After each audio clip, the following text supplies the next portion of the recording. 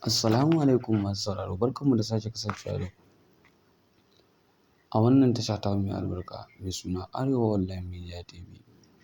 To mai sauraro, idan wannan shine zuwanka na farko wannan tasha tamu mai albarka, ka daure ka danna alamar subscribing da alamar ƙararrawa domin hakan shine zai baka damar samun daɗaɗɗen labaranmu da zarar mun ɗora a kowane irin lokaci.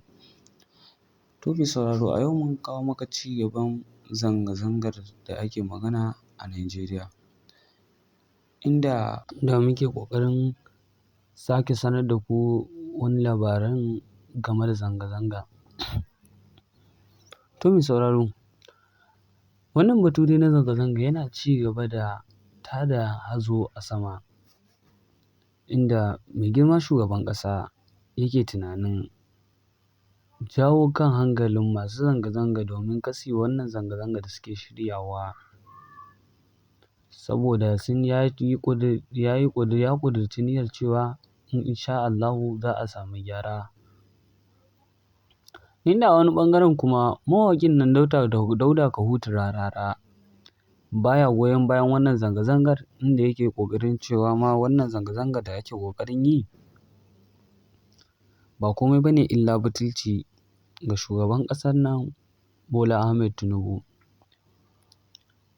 A wani ɓangaren kuma hukumar 'yan sanda ta ƙasa ta ce wannan zanga-zanga da za a yi tana buƙatar list da sunaye na masu zanga-zanga, inda ko da wani abun ya faru su za a tuntuɓa. Inda wasu talakawan kuma suke cewa wannan abun an yi ne kawai don a ƙara tada zaune tsaye, zanga-zanga ce dai ba za a fasa ba sai an yi. To mai sauraro, kana tare da mu a cikin wannan tasha tamu mai albarka mai suna Arewa Online Media TV.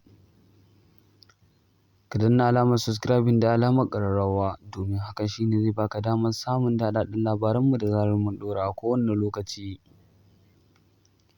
To mai sauraro, a nan gaba za mu samo damar baka wani labari game da wannan zanga-zangar, inda a bidiyo na gaba za ka ji me Dr. Rabi'u Musa Kwankwaso, ɗan takarar shugaban ƙasa tsohon gwamnan jihar Kano, za ka ji me ya ce game da wannan zanga-zanga.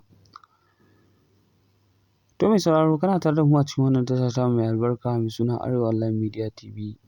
Ka danna alamar subscribing da alamar ƙararrawa domin hakan shine zai baka damar samun daɗaɗɗen labaranmu da zarar mun ɗora a kowane irin lokaci. To mai sauraro, muna jiran ra'ayinka, inda za ka sa mana a comment section mu ji ra'ayinka game da wannan zanga-zanga. Za ta kawo ci gaba ne ko naƙasu ga wannan ƙasa tamu ta Najeriya?